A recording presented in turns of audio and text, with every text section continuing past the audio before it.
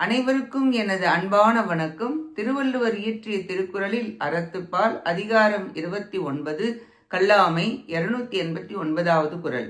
அளவு அல்ல செய்தாங்கே வீவர், களவு அல்ல மற்றைய தேற்றாதவர்.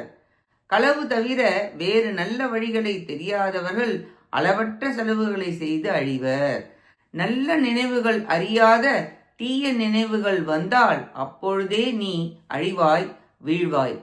துறவி சாத்விகமாக உணவு உண்டு பற்று இல்லாமல் உணவு, உடை, இடம் மூன்றும் தேவைக்கு மட்டுமே அளவு கொண்டு ஆசை இல்லாமல் ஆணவம் இல்லாமல் வருவதை ஏற்று பிக்ஷை எடுத்து எளிமையாக வாழ பழக வேண்டும். தீய எண்ணம் வந்தால் அது பல விதங்களில் விரிவடைந்து வஞ்சித்தல், புலன் வழி போகல், ஆசைப்படுதல், நான், எனது என்ற பற்று வைத்தல் வந்து பாவத்தில் போய் சேர்க்கும்.